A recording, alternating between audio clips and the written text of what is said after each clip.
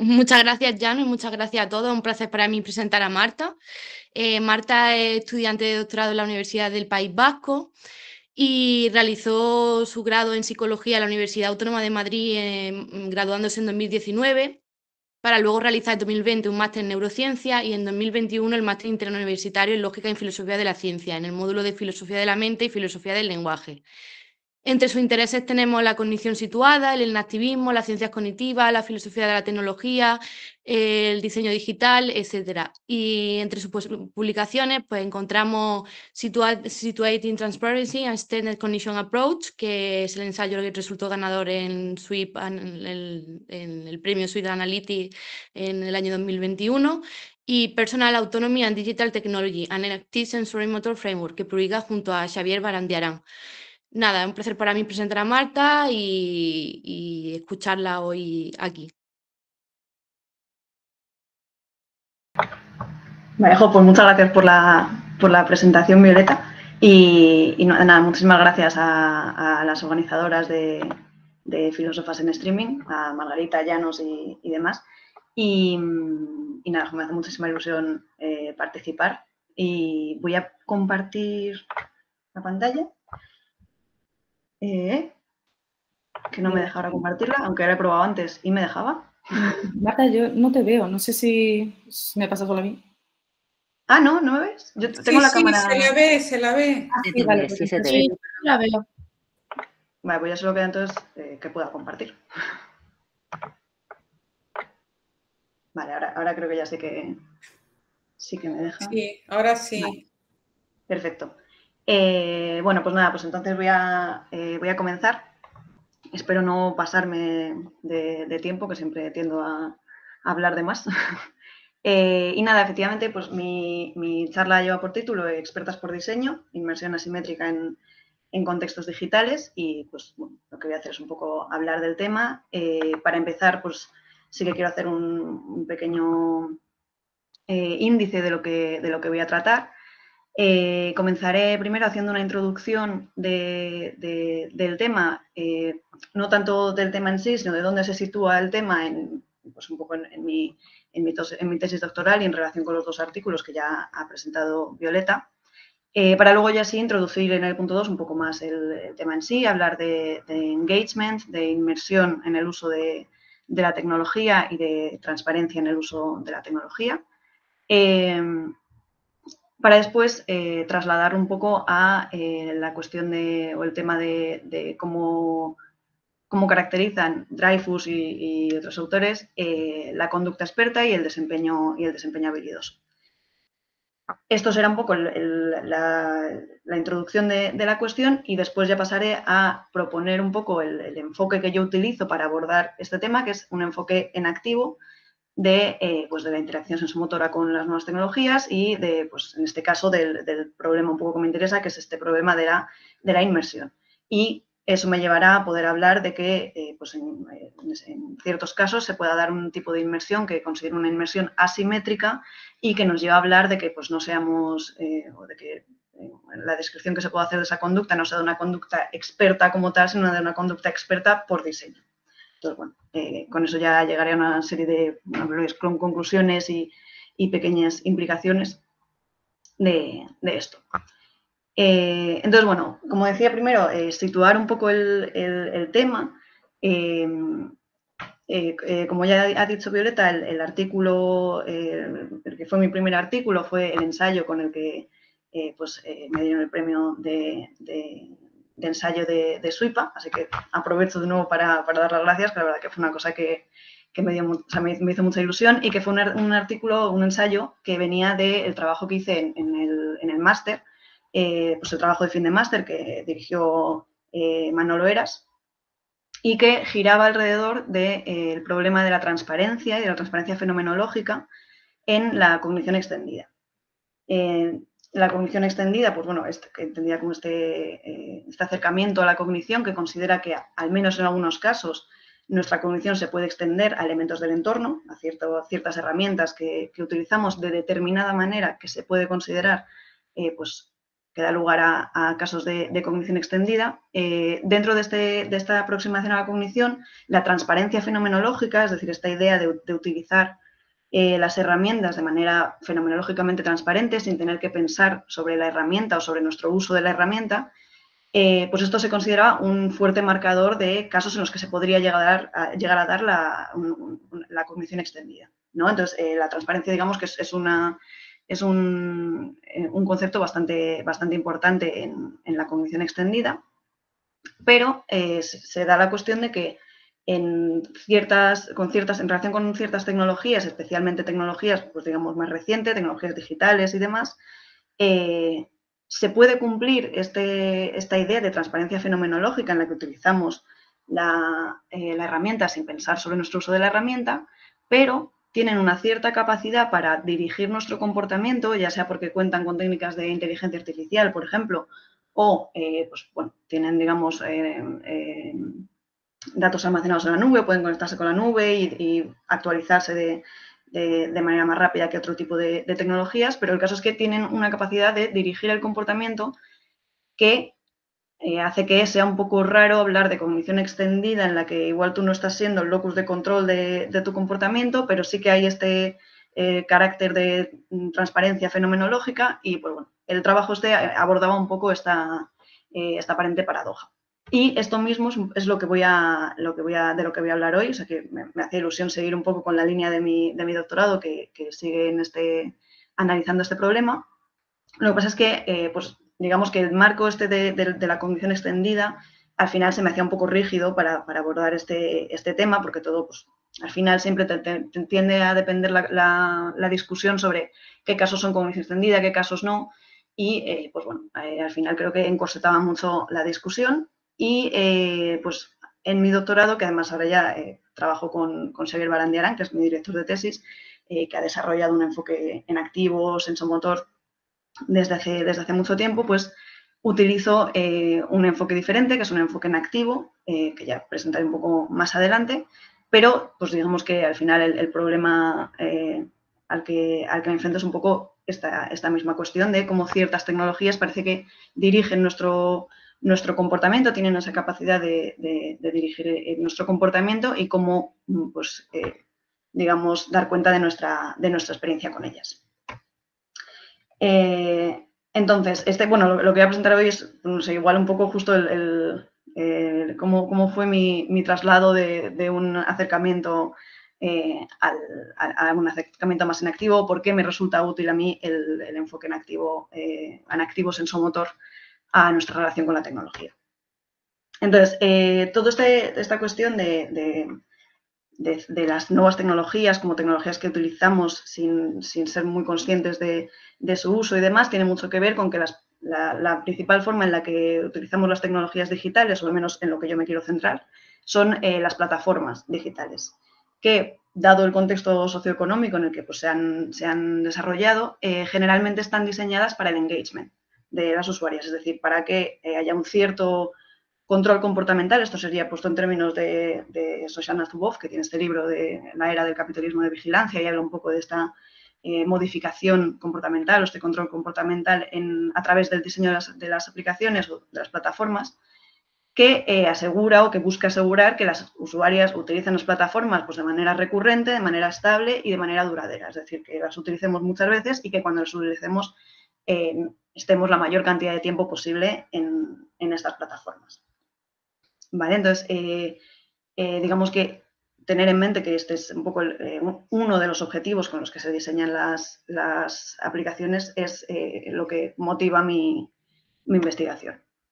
Creo que, o sea, esto muchas veces se consigue precisamente buscando experiencias de inmersión, o lo que yo estoy considerando inmersión, que es esta idea fenomenológica de, pues, que está ligada a la transparencia, de un uso en el que no eres consciente del propio uso, no eres consciente de la herramienta, simplemente te inmerses, no sé cómo es en castellano, pero bueno, you get immersed en el uso, y que está muy relacionado con hacer las cosas fáciles. He seleccionado un poco estos dos libros que son muy citados, y sobre todo en diseño de software y diseño de aplicaciones y demás, que creo que van un poco en esa dirección de que parece que en los últimos años, largos últimos años, el mejor diseño es el diseño más sencillo, el diseño en el que la gente tiene que pensar lo menos posible sobre el uso, ¿vale? Entonces, que se encuentran con las menores dificultades posibles y creo que es especialmente vistoso el título de este libro de Steve Krug, que es Don't Make Me Think, no me hagas pensar. Es un poco como el objetivo de los diseños. No me parece, o sea, de por sí no parece que sea un mal objetivo, pero sí que es verdad que hay que tener en cuenta un poco eso, que se utilizan estos diseños principalmente para que la gente tenga un mayor engagement con las plataformas, de manera un poco independiente, o igual la forma en la que la gente querría utilizar las plataformas. En ese sentido, hay otro libro bastante clave de estos superventas en diseño de aplicaciones, que es Hooked, de Nir Eyal, se traduciría por enganchado, que se basa en el modelo previo que desarrolló BJ Fogg sobre las tecnologías persuasivas, que ya de por sí tiene un nombre un poco que impone un poco, y de hecho llamó a la disciplina que desarrolló la captología, y que buscaba como, pues, al final es toda esta idea de cómo diseñar para poder, pues, modificar el comportamiento de las usuarias y concretamente modificarlo en la dirección de que utilicen las plataformas. Y aquí también esta idea de simplificar al máximo el comportamiento, hacer las acciones lo más fáciles posibles, pues tiene mucho peso. Como resumen un poco de este abordamiento al diseño, creo que un buen resumen tanto de este acercamiento como del problema que puede tener, lo hace Anna Cox y sus coautoras, que dicen que el argumento estándar en el diseño de aplicaciones es que los puntos de dificultad en la interacción que puedan tener los usuarios con la tecnología deben ser eliminados de la tecnología para reducir el riesgo de disengagement en los usuarios, el riesgo de que se desenganchen, digamos, de la plataforma. Entonces, las buenas prácticas de la usabilidad siguen esta línea de pensamiento, priorizando ante todo la facilidad de la interacción entre el usuario y el dispositivo o la aplicación. Y luego más tarde dicen que el problema con este acercamiento al diseño es que puede resultar en formas de interacción inconsciente, aquí he traducido mindless por inconsciente, luego seguir utilizando el término mindless, porque creo que es más interesante, en castellano inconsciente tiene otras connotaciones, que pueden tener consecuencias negativas.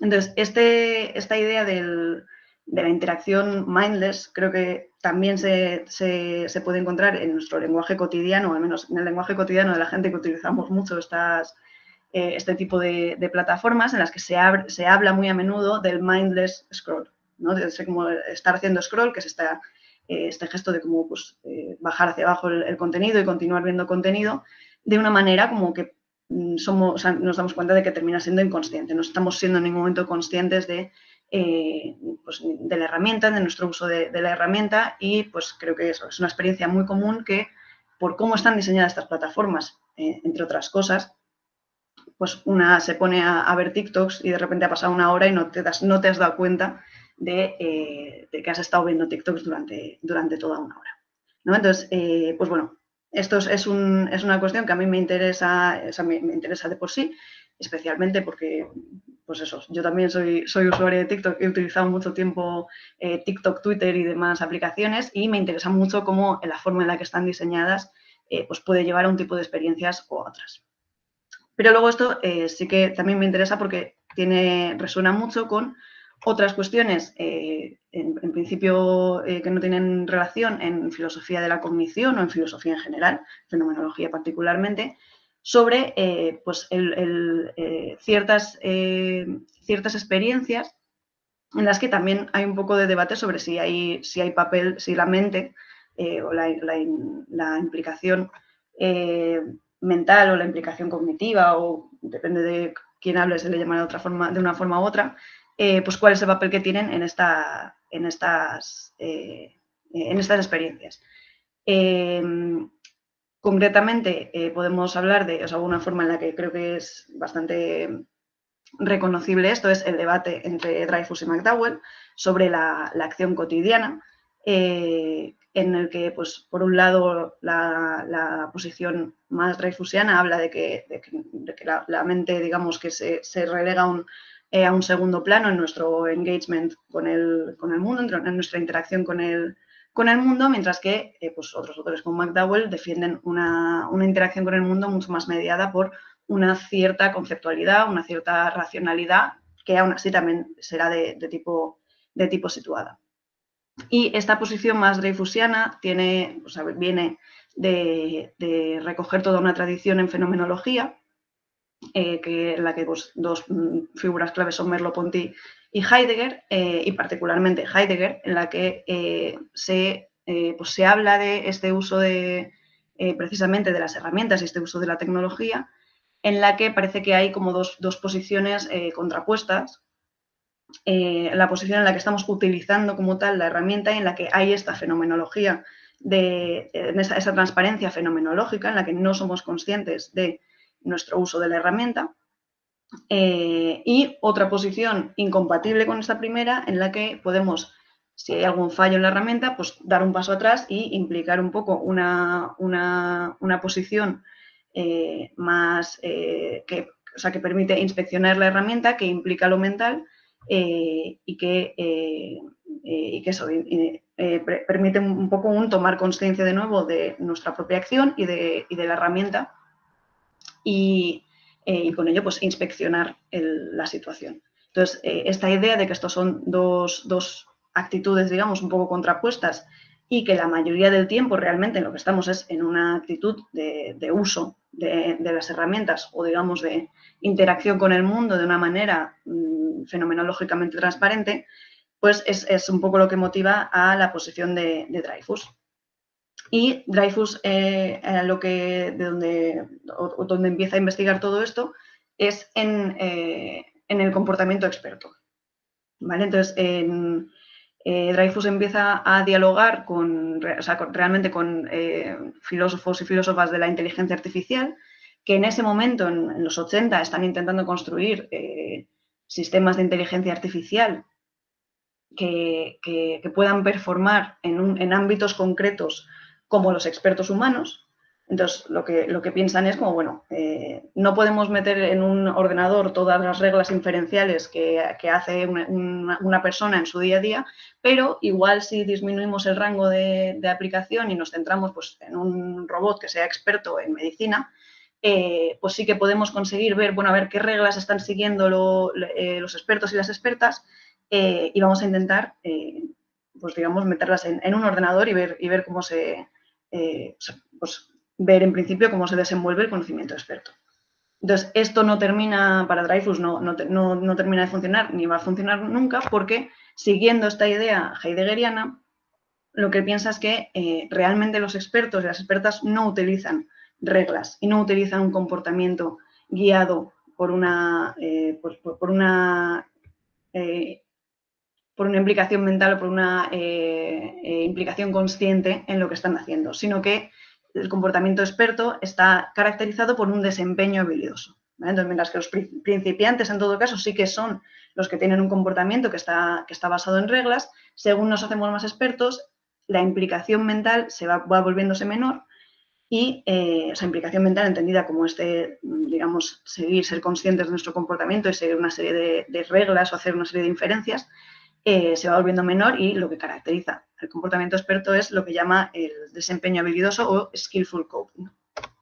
Entonces, hay aquí bueno, he puesto una serie de citas de Dreyfus que más o menos creo que caracterizan cómo ve él este desempeño habilidoso, en las que dice, pues bueno, pues eso, el ejecutor experto entiende, actúa y aprende de los resultados sin ninguna conciencia del proceso. Lo que transparentemente debe hacerse, se hace. La habilidad de un experto se ha vuelto tan una parte suya que no necesita ser más consciente de ello de lo que lo es de su propio cuerpo, que pues por cosas así se ve un poco por qué esto es importante luego en debates sobre cognición extendida. Y en otra cita habla de que, siguiendo Merleau-Ponty, en el desempeño habilidoso, lo que él llama skillful coping, y absorto, que es otra forma en la que se habla mucho, absorbed coping, no necesito una representación de mi objetivo, más bien la acción se experimenta como un flujo, un flow de actividad habilidosa en respuesta a la propia percepción de la situación, ¿vale? Entonces, esta idea del flow en la acción también tiene mucho que ver con pues, con la caracterización fenomenológica que podemos hacer de un caso de inmersión en el que no estamos pensando sobre lo que estamos haciendo, sino que simplemente estamos en el flujo mismo de acción, en el flow. Entonces, digamos que pues lo que podríamos resumir un poco de esta posición es que en el desempeño habilidoso que caracteriza la conducta experta no se ve implicado el control mental o cognitivo, que de hecho, si tenemos como una visión muy heideggeriana, se volvería disruptor. En el momento en el que entra el control cognitivo, se disrumpe la acción que se está realizando pues, de esta manera en el flow porque son de alguna manera incompatibles. Entonces, el desempeño habilidoso sería un desempeño precisamente mindless, que es de la misma manera en la que habíamos caracterizado pues, estas experiencias de estar en TikTok y no darse cuenta uno de que está en TikTok. Aún así he puesto un pequeño disclaimer porque estoy aquí haciendo una hipersimplificación de la postura de Dreyfus y sobre todo erigiéndole un poco como figura representativa de estas visiones que se han denominado como visiones automáticas de la acción experta o que siguen lo que Bárbara Montero llama el principio de automaticidad, que es como pues precisamente estas descripciones que parece que describen la acción experta o la acción habilidosa como acciones automáticas. Y aún así, o sea, sí que es verdad que precisamente por este debate con McDowell, pues creo que Dreyfus es una persona que se ha vuelto un poco representativa de estas ideas, pero tampoco está claro exactamente si Dreyfus se casa con una idea de que nuestro comportamiento sea totalmente automático o si deja espacio para que sí que haya un cierto control cognitivo o de otra manera que, aunque no sea, digamos, basado en reglas, pues sí que pueda tener lugar en el desempeño habilidoso. Entonces, bueno, simplemente quería hacer como ese disclaimer porque es verdad que si no, probablemente sería muy poco justo con Dreyfus ponerle tal y como lo había pensado, tal y como lo había presentado.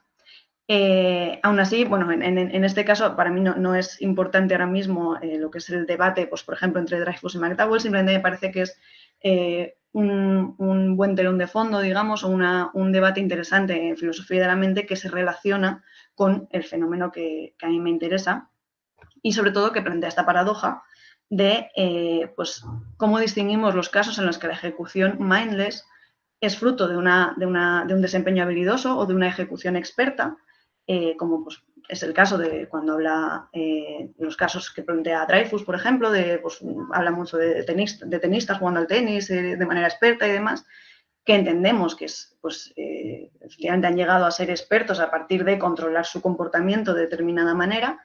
Entonces, ¿cómo distinguimos estos casos que fenomenológicamente son tan parecidos de casos en los que yo estoy en TikTok y también tengo estas experiencias de flow y tengo estas experiencias de ejecución mindless en las que no soy consciente de mi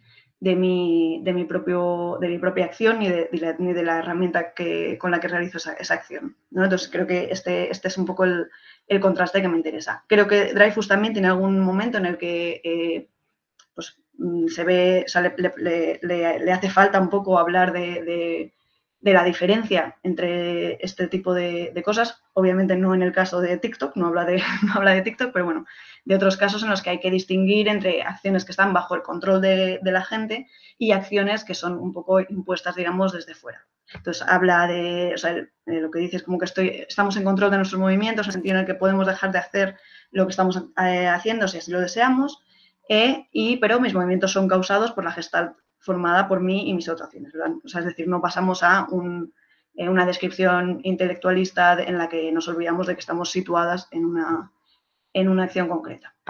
Entonces, a mí lo que me interesa al final es un poco puntualizar esto y entrar un poco más en detalle en cómo podemos caracterizar esta diferencia, ¿vale? Entonces, creo que es por esto por lo que en este problema nos hace falta o nos viene bien una descripción y una formalización de lo que ocurre a nivel sensomotor en nuestra relación con el entorno en estos dos casos, ¿no? En casos en los que la descripción fenomenológica es una descripción de flow y de inmersión, pero pues en unos casos es fruto, entendemos, de una pericia y de que seamos expertas y de un control de la gente de su comportamiento, y en otros casos parece que intuitivamente el locus de control no está tanto en nuestra agencia. Entonces, aquí es donde creo que un enfoque en activo pues puede tener algo que aportar. Entonces, para introducir pues brevemente el enfoque en activo, pues entiendo, cuando yo hablo del enfoque en activo, estoy hablando de un enfoque a la cognición, o sea, un acercamiento a la cognición que se encuentra, o sea, que normalmente se agrupa en una serie de filosofías de la cognición, que se suelen denominar filosofías de la e-cognición o filosofías de la cognición 4E, pues que se enfrentan a las visiones más tradicionales en filosofía de la mente, que tienen un corte mucho más computacionalista, representacionalista de la cognición, y que en su lugar parten de una concepción situada de la mente, donde cuerpo, cerebro y entorno forman conjuntamente la base de la cognición. Entonces, esto sería, pues eso, las filosofías de la mente corporizadas, que en inglés son embodied y por eso mantienen la E, extendidas, como el caso de la cognición extendida que mencionaba antes, ecológicas, en el sentido de herederas un poco de la tradición de la psicología ecológica, en activas, y demás. Entonces, ¿cuáles son exactamente las filosofías de la cognición 4E? Hay discusión entre pues, si las ecológicas, las inactivas, cuál es la cuarta E. Entonces, por eso normalmente últimamente se suele hablar más de las filosofías de la e-cognición, que incluye todas las E's que uno quiera meter. Y, pues bueno, dentro de todas esas E's, yo me centro en las filosofías de la cognición en activas. ¿Vale? En las que entienden precisamente que la cognición emerge en la interacción sensomotora con el entorno. ¿Vale? Entonces, la filosofía de la mente inactiva se suele decir que parte, o el primer así como milestone, es este libro de Varela, Thompson y Eleanor Ross, La mente corporizada, de Embodied Mind, y después se ha seguido desarrollando a este nivel sensomotor en otros trabajos. Por ejemplo, Alba Noe y Kevin O'Regan siguieron desarrollando la teoría sensomotora, y de una manera un poco, pues, digamos, paralela, Ezequiel Di Paolo, Tomás Burhan y Xavier Barandiarán también pues, han continuado desarrollando la teoría inactiva sensomotora de la cognición. Entonces, este libro, Sensory Motor Life, es un poco en el que yo me baso para desarrollar un poco mi acercamiento. Entonces, lo interesante de esta filosofía de la mente inactiva es que parte, para esta filosofía, la cognición, la base de la cognición y la base de la interacción con nuestro entorno, digamos, la unidad de análisis que se propone son los hábitos. Los hábitos entendidos como esquemas sensomotores autosuficientes, precarios y plásticos, que son los que estructuran nuestra agencia sensomotora. ¿Vale? Aquí he puesto otros dos trabajos los que también me baso bastante para caracterizar un poco la teoría inactiva. Una es la tesis de Xavier Barandiarán y el otro es Linguistic Bodies, que es un libro posterior a Sensory Motor Life, de Ezequiel Di Paolo, Elena Clare y Claire Cufari y Hanne de Jager, en las que llevan la teoría inactiva un poco pues más allá de la interacción sensomotora y para hablar de cuestiones lingüísticas. Pero bueno, eso es un pequeño aparte de bibliografía.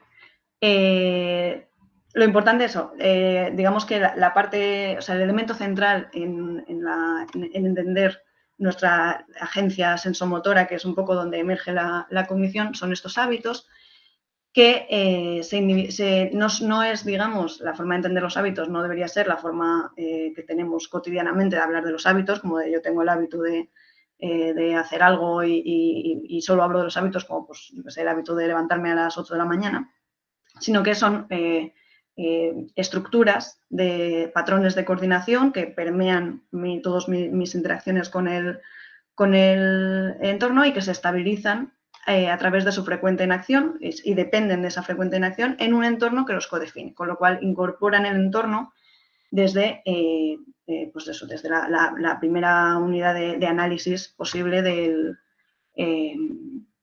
nuestra interacción con el mismo y de la conexión.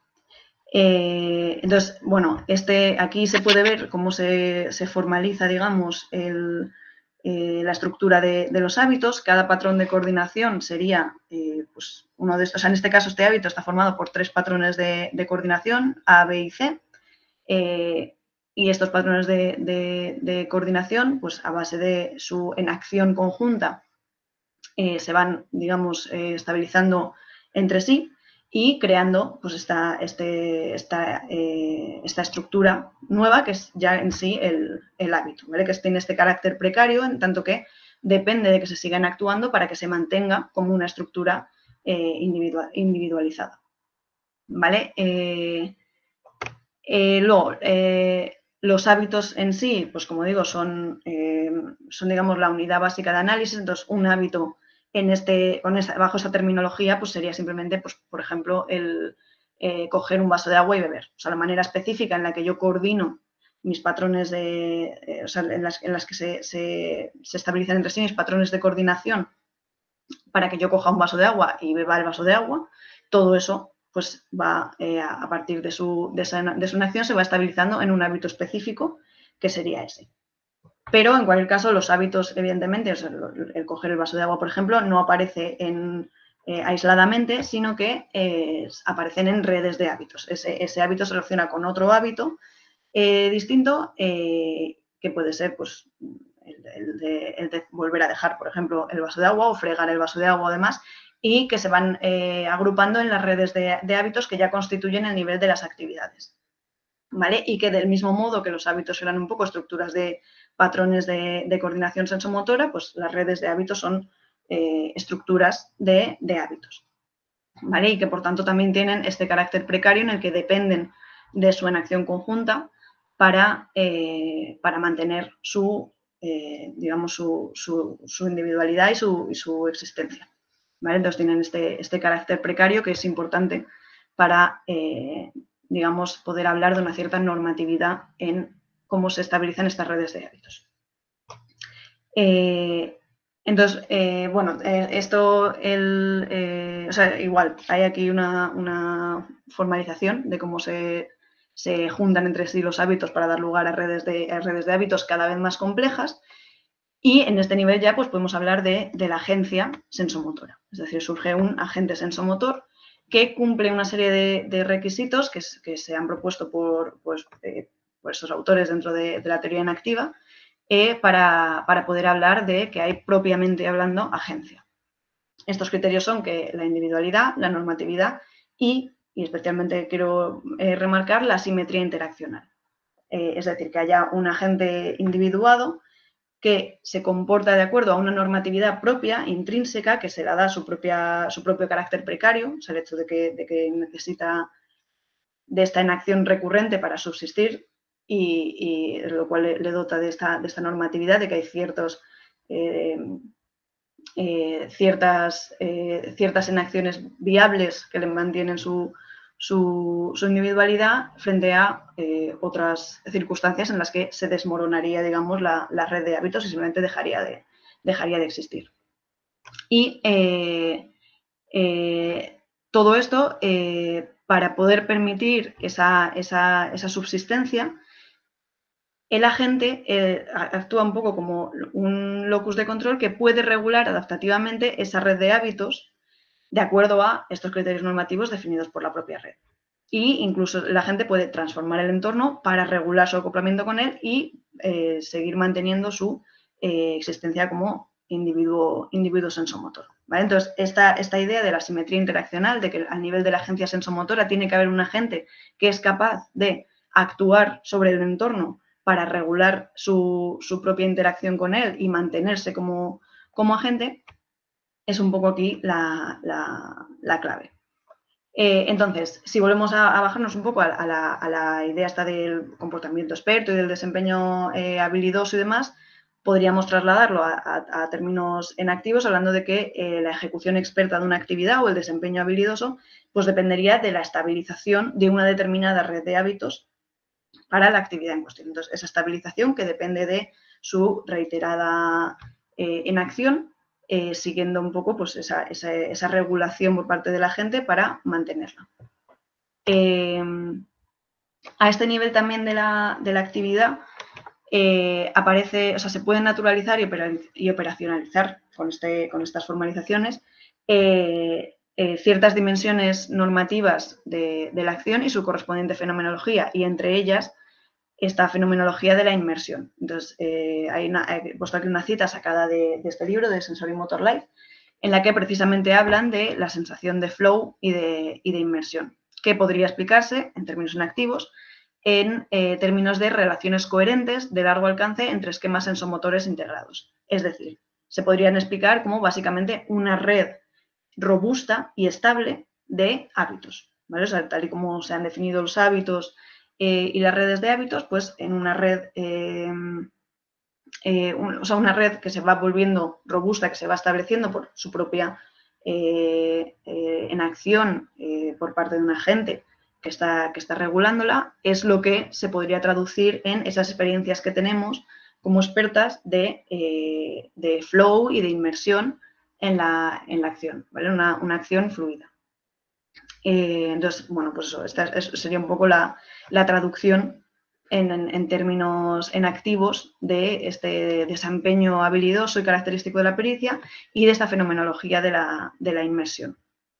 Entonces, ¿qué es lo que me resulta interesante del enactivismo? Que, como he dicho antes, cada patrón de coordinación y, por tanto, cada hábito, desde el principio, está definido por estructuras de soporte que definen pues, las condiciones de viabilidad de este hábito, que se encuentran en el propio agente, en su cerebro, en su cuerpo, pero también en el entorno. Entonces, el entorno está incluido en la definición del propio hábito. Digamos que las condiciones de viabilidad, que es un poco lo que define que el hábito lo que requiere pues, para mantenerse, para reforzarse, para continuar en actuándose, no dependen solo de la gente y de su, digamos, voluntad de continuar en actuando, aunque hablar ahí de voluntad sería un poco lioso, sino de también hay una parte al menos que está en el entorno. Con lo cual, el entorno juega un papel directo y esencial en definir, mantener y estabilizar las redes de hábitos, ¿vale? Las estructuras de soporte que se sitúan en el entorno para los hábitos, tal y como las que están en el agente, pues tienen este papel fundamental a la hora de definir los propios hábitos y de estabilizar las redes de hábitos adecuadas para ciertas actividades. Entonces, ¿qué es lo que sucede? Pues que creo que, o lo que yo quiero proponer es que en determinados casos, cuando estas estructuras de soporte están hiperdiseñadas, luego hablaré un poco de este estar hiperdiseñado, o digamos, pueden hiperdiseñarse para la rápida estabilización de hábitos concretos y la desestabilización de otros y de relaciones entre hábitos. ¿Vale? Entonces, mientras que normalmente en la mayoría de los casos el agente es el que tiene este locus de control, porque pues, como está este requerimiento de agencia en la que hay una asimetría interaccional, en la que el agente pues, puede más o menos regular los parámetros de la interacción, existen ciertos contextos que están hiperdiseñados de manera que las estructuras de soporte tienen, digamos, mucha más fuerza en la estabilización de los hábitos que igual las estructuras de soporte del agente. Obviamente entendiendo esto de una manera gradual, no que en unos casos estén, entre comillas, activas unas y no otras.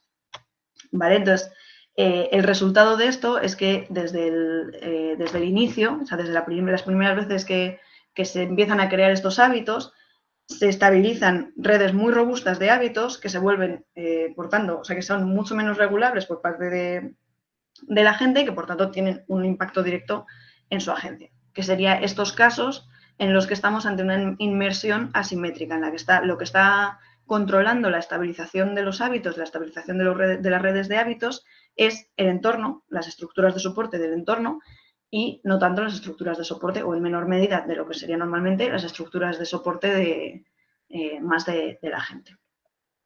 ¿Vale? Entonces, aquí obviamente cabe la pregunta, o la pregunta evidente es, pero realmente, o sea, en todos los casos las estructuras de soporte tienen un papel importante, con lo cual, ¿qué es lo que diferencia que igual en tecnologías digitales sí que tengamos estas experiencias tan fuertes de inmersión, mientras que pues, en otro tipo de experiencias no tengamos esta sensación o podamos seguir manteniendo pues, una idea de que es la gente el locus de control de su interacción. Entonces, como decía antes, yo creo que esto es una cuestión gradual, que el entorno siempre tiene la posibilidad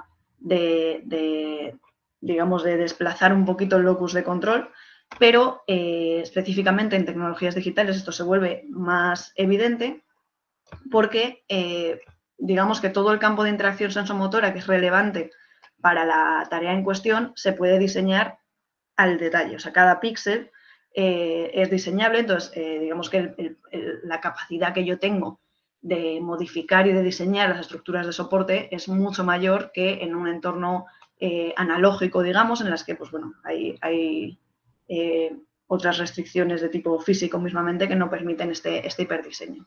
Y luego lo que ya mencionaba, creo antes, que es que se pueden integrar con técnicas dinámicas de inteligencia artificial o de Big Data, como son los tests A/B, que permiten que no solo puedo, o sea, no puedo solo diseñar el entorno una vez y ya está, sino ir actualizando constantemente este diseño en función además de cómo guía el comportamiento de las usuarias, o en términos inactivos de cómo de bien estabiliza ciertos hábitos y no otros hábitos.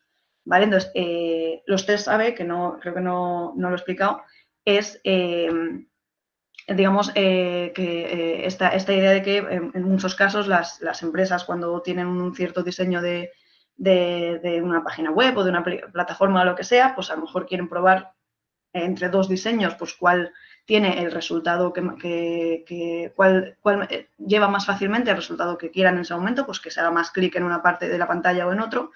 Entonces, lo que pueden es probar, digamos, las dos versiones diferentes. A la mitad de las usuarias les aparece una versión, a la otra mitad de las usuarias les aparece otra versión, y como todo el comportamiento de las usuarias en la plataforma es medible, pues pueden directamente medir cuál de los dos diseños da pie con más facilidad a un comportamiento u a otro. ¿Vale? Entonces, estas técnicas, digamos, que permiten modificar muy dinámicamente los diseños.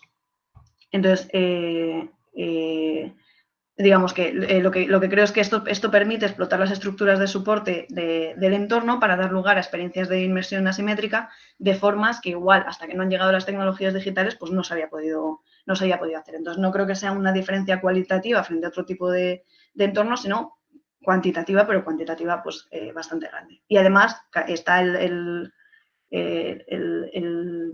plus de que realmente no se diseñan sabiendo por qué se traducen en mejor, o sea, en ciertos comportamientos y no en otros, sino que simplemente es una cuestión de prueba y error con millones de datos. Entonces, pues bueno, digamos que es muy eficiente en tunear las estructuras de soporte del entorno para que se establezcan una serie de redes de hábitos que se quiera establecer en las usuarias de manera más efectiva.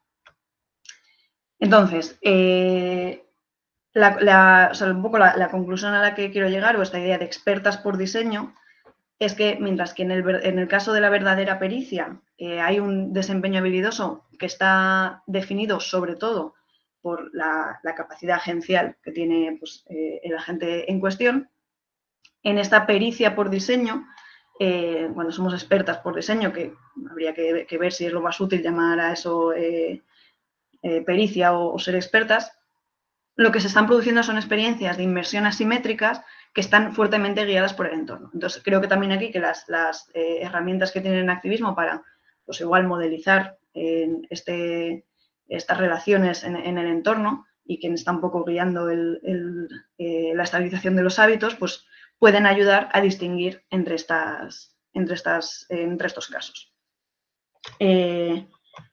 Entonces, bueno, para concluir un poco, creo que lo que querría un poco defender aquí es que el enfoque en activo sensomotor, tal y como lo he planteado, con esta formalización de los hábitos como unidades un poco mínimas de teorización de nuestra agencia sensomotora, permite, por una parte, naturalizar la dimensión normativa de las actividades expertas y cotidianas, con esta idea de que el hábito requiere de su inacción para mantenerse, y esto le da una normatividad intrínseca. Y luego, por otra parte, permite ofrecer una definición situada de agencia sensomotora capaz de dar cuenta de manera operativa de fenómenos de pericia, por una parte, y de inmersión asimétrica, ¿vale? Que es un poco esto último que venía diciendo, que bueno, además de una definición interesante de agencia, creo que incluso pues bueno, se podría llegar a tener herramientas de modelado que igual ayudaran a estudiar esto en casos concretos. Luego, por otra parte, volviendo un poco al debate sobre el papel de la mente en la acción habilidosa, pues partir de la propia interacción sensomotora con el entorno, pues igual ofrece una tercera vía, digamos, entre los acercamientos que proponen una sobreintelectualización quizá de la acción habilidosa, como podría ser pues, McDowell o otros acercamientos mucho más intelectualistas, y quizá otros acercamientos que reducen demasiado la implicación de lo mental y al final terminan definiendo una visión demasiado automática de la acción. Entonces, partir de esta idea de agencia sensomotora quizá permite construir una tercera vía más útil para esto. Entonces, esto particularmente ya lo han defendido no desde un enfoque en activo sensomotor, sino desde un enfoque de la psicología ecológica, pero junto con la idea de hábito tomada de John Dewey, pues esto ya lo han defendido Miguel II Ortín y Manuel Escribano en un artículo de 2021. Y creo que es, bueno, pues digamos que es una aproximación compatible o similar a la que puede ofrecer el enactivismo. Y luego, por último, pues digamos, naturalizar un poco el impacto que puedan tener estos entornos hiperdiseñados en nuestra agencia, ¿vale? Que al final a mí es un poco la cuestión que más me interesa. Y sobre todo creo que también es interesante por las implicaciones que puede tener un poco más allá de esto que he contado hasta ahora. Por una parte, está hablando todo el rato de plataformas digitales y demás, y de TikTok y de contextos digitales con los que interactuamos a partir de una pantalla, ya sea de móvil o de ordenador, pero la realidad es que nos movemos cada vez hacia entornos que tienen un carácter más sensomotor, como son pues, los entornos, por ejemplo, de realidad virtual, en los que creo que es defendible hablar de que hay una interacción sensomotora con este entorno virtual y en la que creo que pues, este tipo de análisis puede tener mucha relevancia. Luego, por otra parte, una implicación importante es que hasta ahora lo que he contado pues, habla un poco de teorizar cómo pueden tener un impacto en nuestra agencia y por implicación en nuestra autonomía personal las tecnologías digitales, pero lo interesante me parece es partir de este tipo de análisis para proponer igual otro tipo de diseños de tecnologías que lo que hagan sea aumentar la autonomía, o sea, irnos un poco de este foco que ha habido recientemente en los diseños que lo que promueven ante todo es la facilidad de uso y la simplificación de la interacción y demás, para proponer otros diseños que aumenten la agencia de las usuarias y favorezcan, digamos, que se vuelvan verdaderamente expertas, podríamos decir, ¿no? Entonces, que se enfoquen más en la capacidad de regulación adaptativa de los agentes y de su capacidad igual de manipular el entorno, y no tanto pues simplemente en esta idea de transparencia fenomenológica o de facilidad de uso en la que tiene que desaparecer la herramienta de nuestra vista. Y bueno, sin más, luego aparte creo que esto es relevante como pues, una contribución a una filosofía política de la mente, es decir, el utilizar la filosofía de la mente para el análisis específico de pues, cuestiones éticas o políticas, como puede ser el impacto que tienen las nuevas tecnologías sobre nuestra cognición o sobre nuestra autonomía personal o sobre nuestra agencia. Entonces creo que es un caso en el que se puede ver cómo se puede llegar a trabajar, digamos, en esta dirección.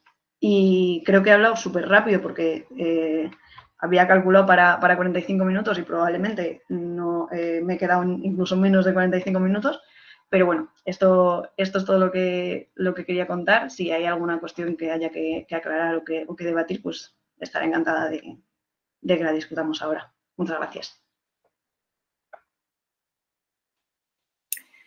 Muchas gracias, Marta. Te has ajustado súper bien al tiempo y no has hablado deprisa. Vale. Vale, pues abrimos el debate. Un recordatorio rápido. Normalmente damos los turnos de palabra por orden de petición, pero a veces nos los saltamos para equilibrar el debate en caso de que haya desequilibrio. Así que nada.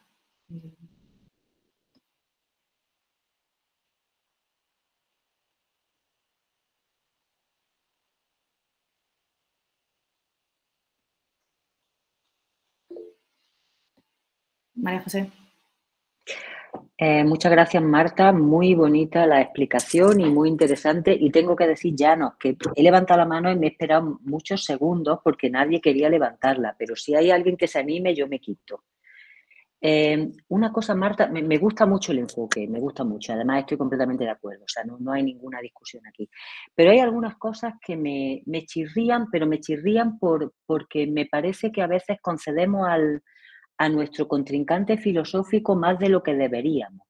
Es decir, yo estoy completamente de acuerdo con las posiciones en activistas y estoy completamente de acuerdo, no es que estoy completamente de acuerdo, es que soy una convencida de la importancia del entorno y de que nosotros no estamos separados del entorno. O sea, hace muchos años que me salté ya el abismo cartesiano. Pero a veces, por ejemplo, ha empezado mencionando la discusión entre Dreyfus y McDowell, etcétera, estas cuestiones de que a veces es verdad que hacemos ciertas tareas expertas, como por ejemplo jugar al tenis, lo que sea, sin concurso de la mente o sin concurso de la conceptualización, y creo que eso es, digamos, que es injustificado hablar de esa manera. O sea, estoy de acuerdo, pero no tenemos por qué, digamos, concederle a los otros el que la mente sea siempre un uso explícito de conceptos.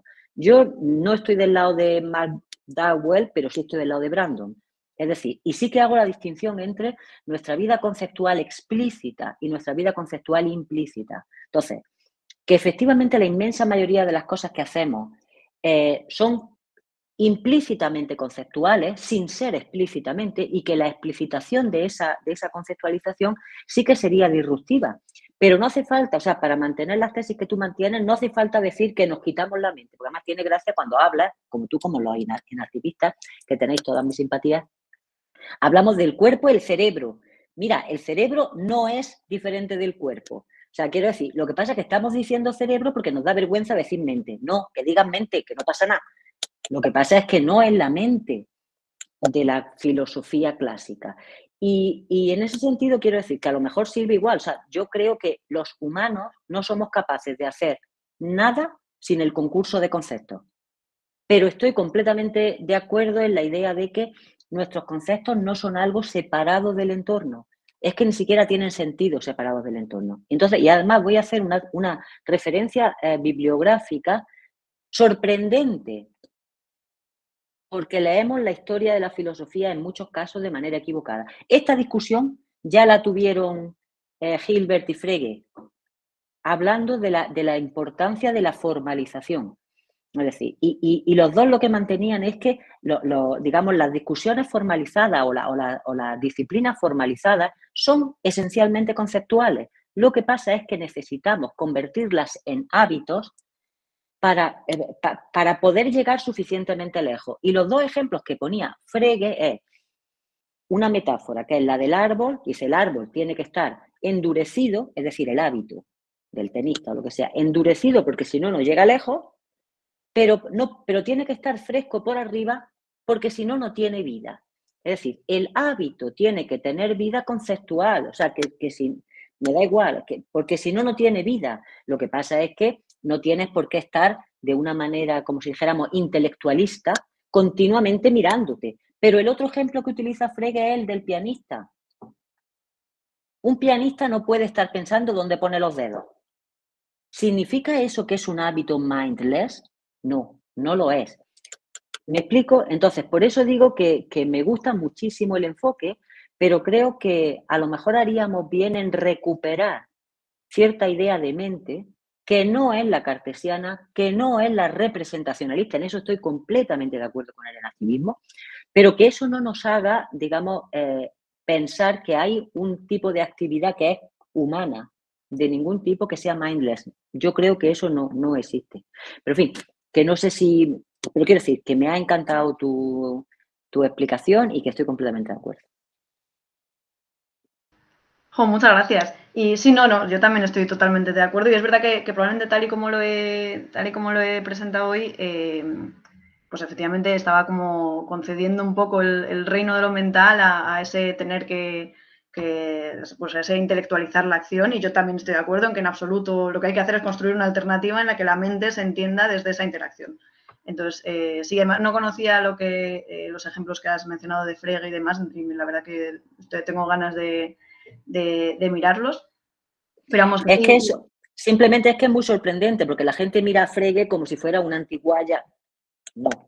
Sí, no, o sea, reconozco que me ha sorprendido a mí también, que además hace ya, pues bueno, hace tiempo que no vuelvo a la filosofía del lenguaje, a la filosofía analítica así más clásica y sí, por eso que agradezco mucho la mención a esos ejemplos y lo que decía, y luego el artículo este que he mencionado de Miguel de Miguel Segundo Ortín y de Manolo Eras, en las que precisamente hablan de esta idea de minded habits, ni mindless ni mindful, sino minded. Y creo que es claramente la dirección en la que seguir y bueno, a mí lo que me gustaría precisamente es eso, contribuir un poco a no sé siquiera si es disolver esas tensiones o simplemente pues construir un acercamiento en el que lo mental se entiende como en esta interacción. Así que eso, muchas gracias.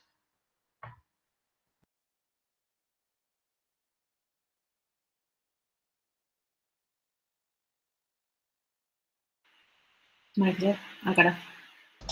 Sí, a ver, he levantado la mano porque estaba aquí, no sé si tengo clara mi pregunta, pero bueno, como veía que no había manos, pues la he levantado. Una cosa así rara entre la herramienta y yo, y la cosa del tiempo. Así que bueno, a mí me interesaba mucho de tu charla, bueno, me ha gustado mucho la verdad y aparecían cosas que tienen mucho interés para cosas que trabajo, no yo, pero sí algunos doctorandos, que tiene que ver con la cosa del mindless y el no darte cuenta de cuándo estás realizando algo, pero al mismo tiempo mantener una noción de agencialidad o de autonomía o de, sí, algo humano. Y un poco eso es quizá por donde va a ir mi pregunta, ¿no? Entonces, veía que había un problema en cómo se abordaban ciertas tecnologías. Tú has mencionado al principio algunos ejemplos que creo que son muy significativos, todo nos resuena. Ostras, se me ha ido una hora mirando Facebook, ¿no? ¿Y qué ha pasado si me parece que no estoy haciendo nada?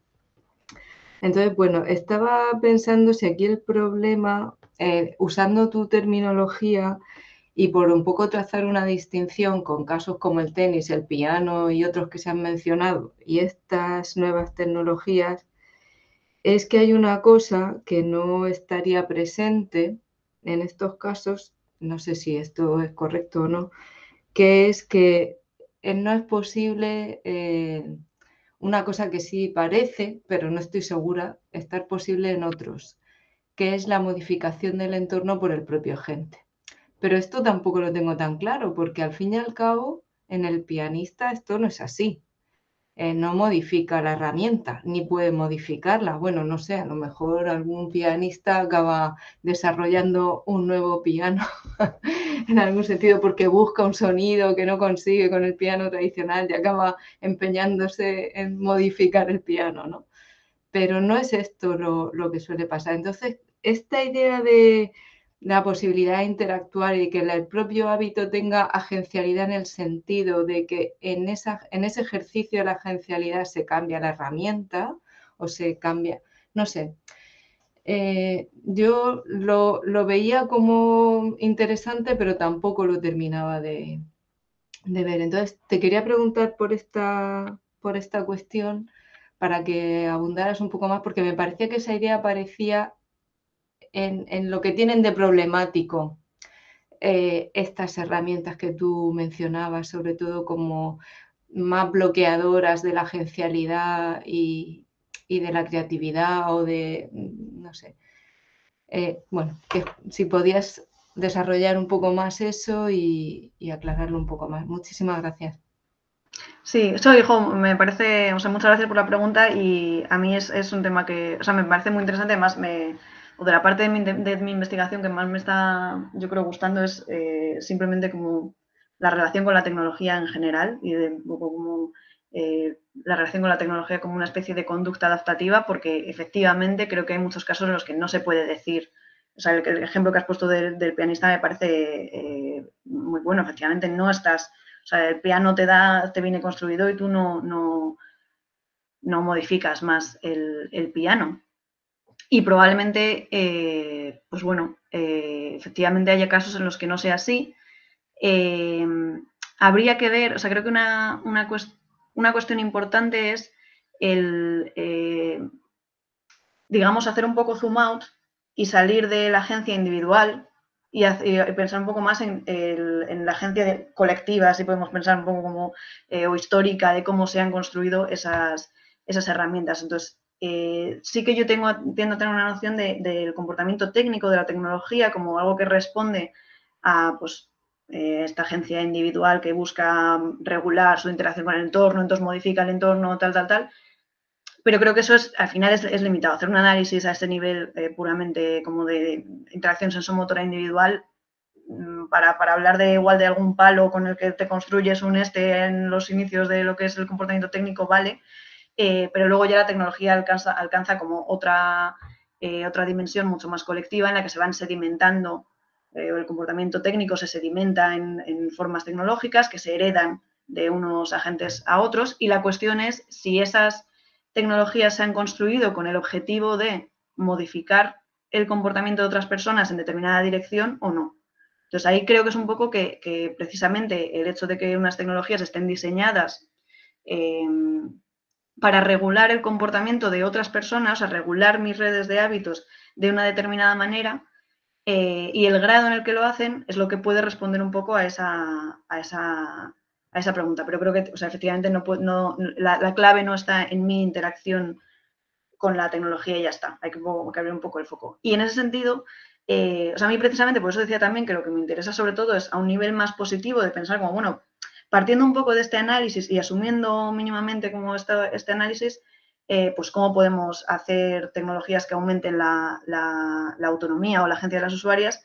Y pues precisamente igual el contexto digital, que es tan maleable, tan modificable, tan dinámico y demás, pues lo que permite es abrir todo un nuevo campo de tecnologías que sí que sean súper manipulables por las usuarias. Entonces, igual como que a nivel positivo sí que podemos llegar a una nueva forma de diseño de tecnologías con estas nuevas posibilidades que vaya en esta dirección. Y también en relación con eso y en relación a ampliar un poco el foco a un nivel como más colectivo, pues bueno, en la parte más en las que estoy intentando investigar estas posibilidades para construir o diseñar tecnologías más que aumenten más la autonomía de las usuarias, pues está todo este marco del diseño participativo y de esta idea de que las propias usuarias participen en el diseño de las tecnologías, que lo que permite es un poco dar o permitir la participación en esa parte pues más del diseño que no va a regular tu comportamiento inmediato, digamos, sino pues bueno, el carácter sedimentado de las tecnologías que vas a utilizar tú como usuaria y otras usuarias. Y bueno, y eso. Y luego otro apunte, otra línea en la que se podría como explorar un poco esa pregunta es que digamos que se puede distinguir el entorno inmediato que configura la herramienta y el resto del entorno. Entonces, igual la herramienta, yo no estoy configurando, yo no puedo configurar la herramienta, pero la herramienta me sirve o sea, yo no puedo regular mi interacción con la herramienta, pero la herramienta me sirve para regular la interacción con el resto del entorno. Entonces, ahí entramos también en que las tecnologías digitales se confunde un poco qué parte de la tecnología digital es herramienta, qué parte de la tecnología digital es otra parte del entorno, mientras que en el caso igual del piano, así, pues puede estar más separado y a lo mejor yo no puedo regular mi interacción con el piano, pero sí que a través del piano puedo regular mi interacción con otra parte del entorno. Así que bueno, creo que como que hay dos vías de un poco de explorar la pregunta que, o sea, me parece a mí también súper súper interesante y súper pertinente. Así que muchas gracias por la pregunta. Kepa Ruiz Mirá. Hola Marta, ¿qué tal? ¿Me escuchas? ¿Se escucha? Te escucho, te escucho. Muchas gracias por la charla. No he podido, estaba aquí haciendo varias cosas y no he podido seguir. Y disculpa si te estoy preguntando algo que igual yo lo has cerrado al principio o que yo no lo he... Y también disculpa mi ignorancia porque este no es mi campo, ya sabes, pero me interesa mucho, un poco profundizando más en la línea que ha ido María José Frapoli, en el sentido de que por un lado tienes lo conceptual explícito, lo implícito, y luego en capas incluso inferiores podemos empezar a hablar de cosas más como emocionales, que es un aspecto que no sé hasta qué punto lo estás teniendo en cuenta, pero que desde el punto de vista del uso de este tipo de herramientas, en la parte emocional también me parece, en el engagement, me parece muy, muy fuerte. Entonces, el hecho de hacer tecnologías tan fáciles también hacen que esa parte emocional también se exprese de una manera más... Y eso no sé si lo estás teniendo en cuenta en tu esquema o si puedes comentar algo sobre ello. Si no, ya te pillo un día por ahí cuando te vea por Donosti y te pregunto, si lo que quieras. Sí, no, muchas gracias por la pregunta y gracias por conectarte a la charla. Y sí, no, o sea, efectivamente no te lo has perdido, no he mencionado nada de afectividad, ni de emociones, ni de nada, y soy consciente de que no, o sea, de que, joder, que es un temazo y, en fin, o sea, digamos que no, o sea, no he llegado a integrarlo todavía en qué parte juega porque o sea, decías que estaba como por debajo de tal, pero no sé muy bien ese por debajo a qué te refieres. Al final es una cosa que está un poco, o sea, que emerge en este mismo nivel. De acuerdo. De hecho, en la parte, sí, en la cita que menciono de Ezequiel o sea, del libro de Sensory Motor Life, cuando hablan de estas dimensiones normativas que se puede entender la inmersión como demás, ellos lo que están hablando en ese momento es del componente o sea, como de ese componente afectivo, hablan de Maxine Sheets Johnston y de ese como, no sé, o sea, como ese componente afectivo de cuando realizo una acción simplemente en el flow y de cómo esa afectividad ya emerge en la propia concatenación de hábitos y en la forma en la que los hábitos se relacionan entre sí. O sea, en esa normatividad de la propia red de hábitos emerge ese carácter afectivo y demás. Y que efectivamente, o sea, tiene, o sea, claramente el hecho de que yo esté a gusto scrolleando y ese estar a gusto es clave de eso. Entonces, digamos que yo lo he metido un poco como ahí en esa parte de la inmersión y demás, que creo que es donde aparece, pero efectivamente no he hecho mención explícita y haces bien en señalarlo. Y además creo que tiene también mucho potencial, también eso, a nivel como de construir herramientas más, pues, autonomy enhancing y demás. Hay un componente afectivo importante digamos, la sensación de apropiación de las herramientas y la sensación de regulación de mi propio comportamiento, que hace que igual hay una herramienta que es mucho más difícil de utilizar, pero joder, es que ese conseguir utilizarla como yo quiero utilizarla da también da un gustillo de cierto tipo y creo que también es importante para la discusión. Entonces, sí, de esto, o sea, tengo de hecho yo creo pendiente todavía conversación con Enara García, que trabaja en cuestiones de afectividad y psicoterapia y demás desde una perspectiva inactiva y que me tiene que enseñar muchísimo del papel que juega lo afectivo y las emociones en todo esto. Sí, yo he dicho por debajo, pero efectivamente puede ser emergente, depende. Aquí tenemos una pequeña tensión también dentro del grupo, de gente que, digamos, analiza las cosas de manera más plana y gente que lo vemos con un poco más de, como en niveles o lo que sea, pero bueno, sí, vale, muy bien, gracias. Gracias, Kepa. Diana Marcela Rojas. Muchas gracias. Gracias, Marta, por tu presentación. La verdad es que estuvo fascinante. Me parece que es increíble tu trabajo. Y bueno, ahora que Kepa preguntó por la relación que tiene la emocionalidad en el engagement y bueno, supongo que también en la creación de hábitos y en la construcción de estos patrones que mencionas, no solo lo pensé ahora, sino también que lo pensé a lo largo de tu presentación en el tema de la salud mental, ¿no? Porque también este scrolling que es como mindless, pues seguramente hay un montón de cosas, no sé si tú las habrás explorado, pero sería interesante también ver cómo el tema de la salud mental en este mindless scrolling afecta pues también como toda esta dinámica que estás proponiendo del engagement, ¿no? Eso, muchas gracias. Sí, muchas gracias por la pregunta. Y creo que, no sé si Carlos Wilches está por ahí, creo que sí, antes me ha parecido ver que estaba conectado y que había levantado la mano, porque justo tuve una conversación con él el otro día. Él trabaja sobre cuestiones de salud mental desde Enactivismo y me hablaba un poco de bueno, de cómo puede ser interesante analizar esta rigidez en los hábitos, o sea, esa rigidez que impone el entorno en las redes de hábitos en términos de entender cuestiones de salud mental. Entonces creo que probablemente él te contestaría mucho mejor que yo porque es su tema, así que no sé si luego si se quiere animar a comentar algo, pero bueno, respondiendo más directamente, yo no he abordado directamente la cuestión de la salud mental, pero efectivamente creo que puede tener, vamos, que tiene una relevancia indiscutible. Y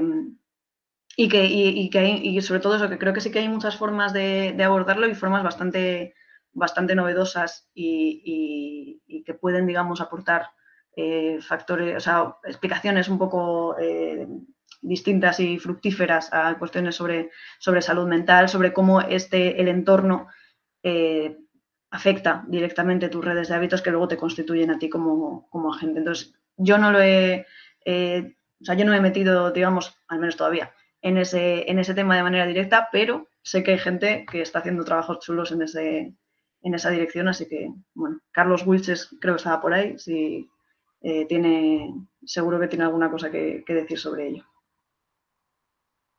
Muchas gracias por la pregunta. Gracias a ti.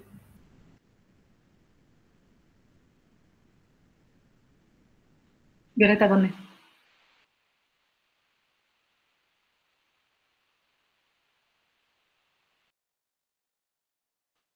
¿Violeta había levantado la mano? Uy, perdón, es que estaba hablando y no tenía el micrófono abierto. Muchas gracias, Marta, por la presentación, me ha parecido fascinante. Yo no tengo nada que decir porque no es mi tema y además me parece que está perfectamente articulado todo y más convencido. Lo único que quería aportar al debate, como se estaba hablando del ejemplo del piano, bueno, que hubo un compositor que se llamaba John Cage, que no sé si conocéis, que sí que modificó el piano y hizo lo que se llamaba el piano preparado.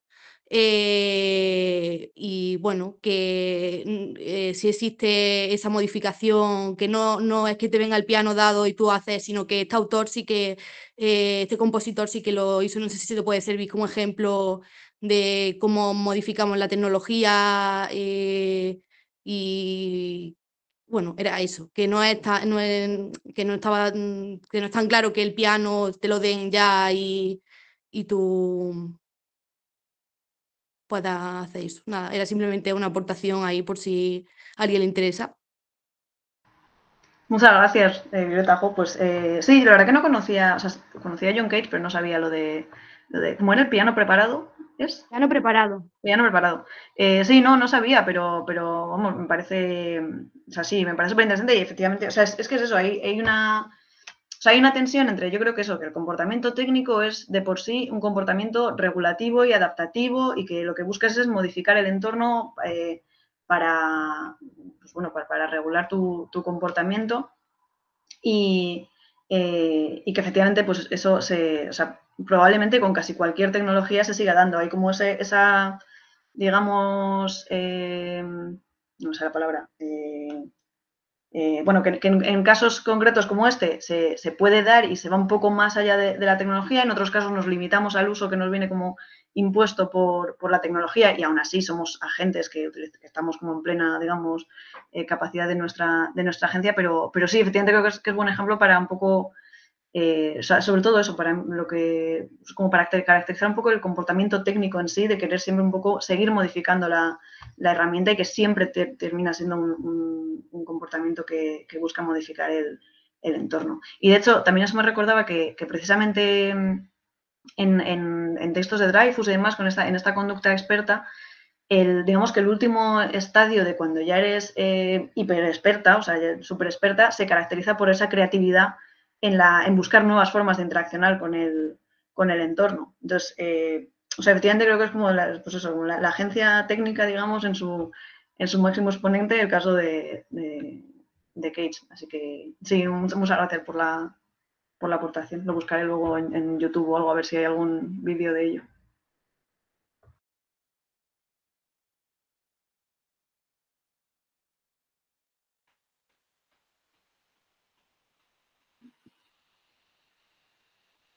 ¿Hay alguna intervención más? Bueno, si no, yo voy a ser un poco atrevida porque, en fin, estoy fuera del debate, pero seguía dándole vueltas a lo del piano. Estaba pensando que incluso si no pudiéramos modificar la herramienta, aunque Violeta ha señalado que sí, sí que me parece que hay una diferencia con el caso de, pues no sé, por ejemplo, TikTok. Lo digo un poco como me sale, porque no sé decirlo bien. O sea, tengo la sensación de que en el piano hay muchos más caminos que puedes tomar y no hay ninguno que esté especialmente marcado. Mientras que en TikTok o en redes en general, o en Twitter y este tipo de cosas, sí que parece que el entorno está diseñado de manera que hay ciertas acciones que sobresalen o que están más reforzadas, más premiadas, no sé. No sé si esto aporta algo. Sí, efectivamente, tienes toda la razón y creo que es, creo que es una parte importante. De hecho, en el paper el que escribí con Xavier Barandiarán, poníamos como un ejemplo digamos, de un diseño de tecnología digital que mantiene bastante la agencia, el caso de Wikipedia, precisamente por eso mismo, porque es un tipo de navegación web en las que no se prioriza ninguna acción sobre otra. O sea, tú tienes el texto y es un poco como ponte a explorar, y ponte a explorar como te dé la gana. O sea, tienes las cosas pues, que de alguna manera hay que remarcar las cosas que tienen el link, entonces eso está subrayado en azul, pero lo demás es un poco como que no te va guiando en la forma en la que tienes que interactuar con el contenido. Y efectivamente tienes razón en que probablemente en el piano pasa lo mismo. O sea, no hay una forma predeterminada, pues eso, lo que yo llamaría, no se está estabilizando una red de hábitos, una única red de hábitos posible, sino que hay varias redes de hábitos entre las que puedes a lo mejor alternar o ir creando, digamos, se mantiene tu capacidad agencial en el establecer las redes de hábitos un poco como tú vayas viendo.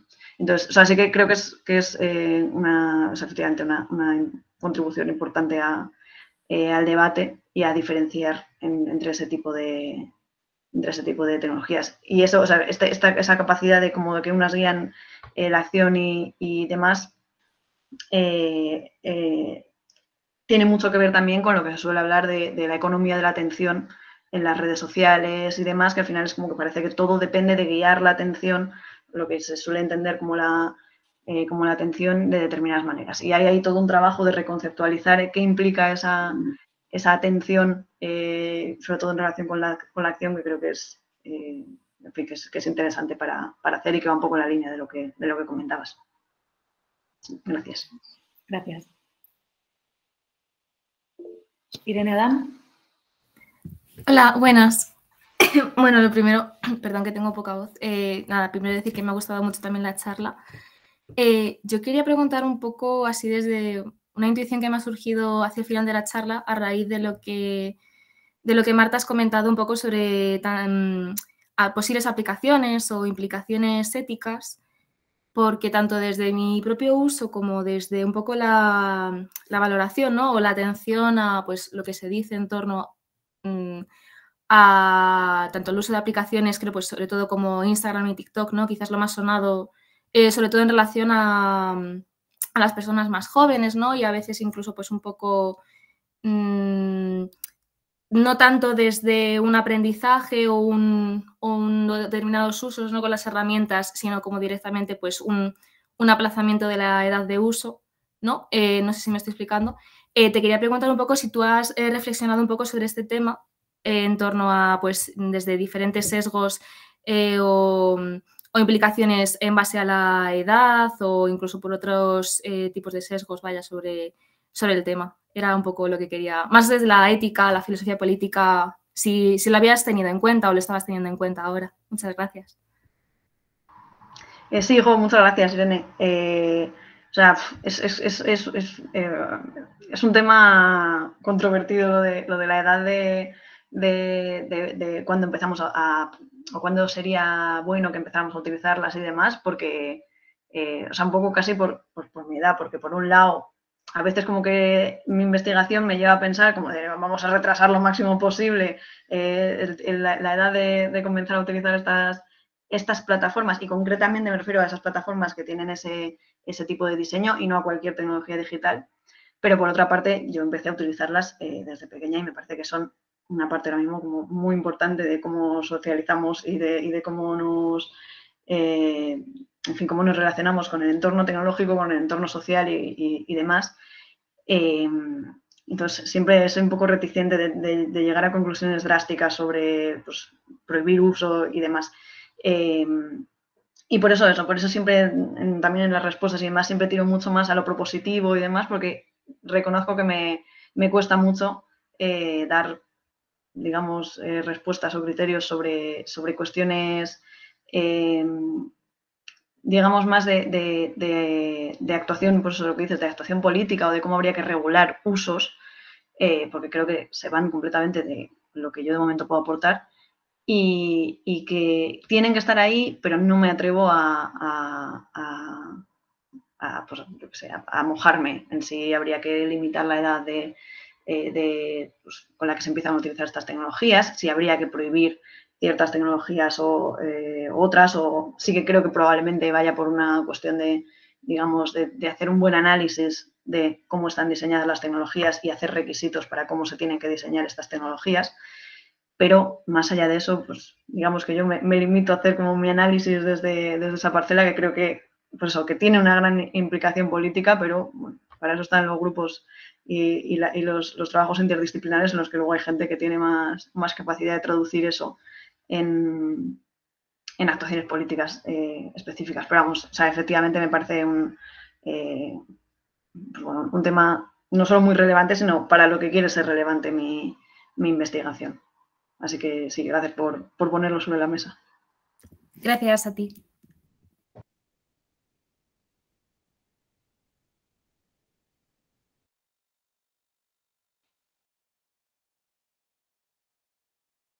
Laura. ¿Se me oye bien? Sí. Vale. Muchas gracias por la charla, me ha parecido súper interesante. Y cuando estás hablando de la pericia por diseño y la pericia por experta, a mí me ha recordado mucho a todo el tema de los videojuegos, en el sentido de que hay una pregunta detrás de esto, pero hay como unos videojuegos en los que necesitas como una experiencia para poder desarrollarte bien en ese videojuego. Pero yo últimamente lo que veo mucho, sobre todo en estos entornos digitales, etcétera, son como anuncios de videojuegos que están, no sé si manipulados o aposta, o sea, poniendo como unos retos súper sencillos de solamente el 90% el 90% falla en esto, tal. Y son chorradas de pruebas para que digas, oh, no, yo esto lo sé hacer. Y no sé si esta sensación de la pericia por diseño si tiene como esa pretensión de generar en el usuario una pericia por experto, cuando realmente es, no, que cualquiera puede hacer esto.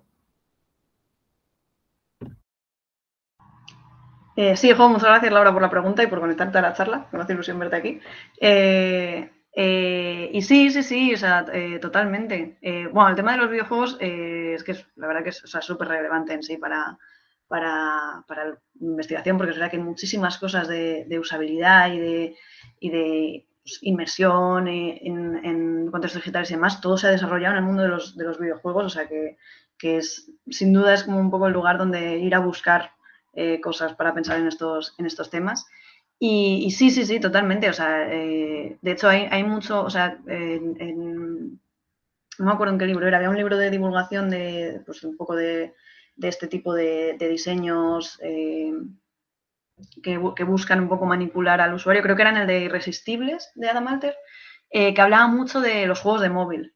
Y la diferencia entre los juegos de móvil igual y los juegos pues más, digamos, que están hechos para pues, tener una experiencia de juego interesante y que sí que sea un poco más challenging, en la que te tienes que volver experta en el juego para poder disfrutarlo. Mientras que una de las cosas principales de los juegos de móviles que eran, o sea, cuanto más intuitivos desde el principio, más fáciles más fácil es que la gente se enganchara y se volvieran virales. Entonces, el Candy Crush, o sea, desde que te aparece en la pantalla sabes cómo jugar. Para eso también, ahí sí que mencionaba el ejemplo de, creo que era de Mario Bros, que estaba muy bien diseñado en ese sentido, en el que también te enseña muy fácil cómo empezar a jugar para que puedas empezar a jugar y puedas ser, digamos, comportarte como experta desde el principio. Entonces, creo que efectivamente son casos de pericia por diseño y que probablemente lo que dices, de que igual en ciertos casos se utiliza un poco que es una sensación de pericia para hacer creer en la usuaria que no, que es que está siendo experta y que encima, o sea, se tiene este componente afectivo que mencionaba Kepa, pues bueno, de que yo me siento muy a gusto porque, joder, voy pasando de niveles, esto es un chute aquí de reforzamiento de lo bien que se me da, cuando realmente, pues bueno, la pericia me la está dando, la sensación de pericia, de fenomenología de experta, me la del entorno. Y en ese sentido es por lo que también decía al final que no sé hasta qué punto, no sé si sería útil, digamos, pues hablar de que en estos casos en los que hay una pericia por diseño, como argumentar que no, eso no es ningún tipo de pericia, o si igual puede ser útil decir como sí, es una pericia porque tienes la sensación de pericia, solo que no, es como la pericia de experta normal. No sé ahí cuál sería más útil para un poco la argumentación o lo que querría proponer, precisamente por eso. Así que sí, súper de acuerdo con ello. Gracias.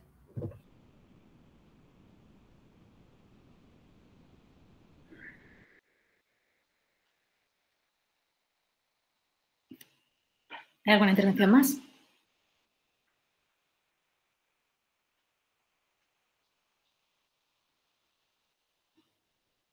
Si no, podemos dejarlo aquí. Voy alargando las frases por si alguien quiere interrumpir. Pues nada, Marta y Violeta, muchas gracias por la sesión. Ha estado muy bien. La próxima será el 21 de marzo con Atocha Liseda y creo que esto es todo. Lo único es recordar que es jueves, el 21 de marzo, porque como el 19 es festivo, pues esa semana lo pasamos para el jueves. El enlace ya será el mismo y al haber entrado una vez no tendréis problemas para entrar. Muchas gracias también a las tres, Llanos, Violeta, Marta, por esta sesión tan interesante. Muchas gracias de nuevo a las organizadoras y a todas por haber estado aquí y por haberme invitado a hablar, que me ha hecho mucha ilusión.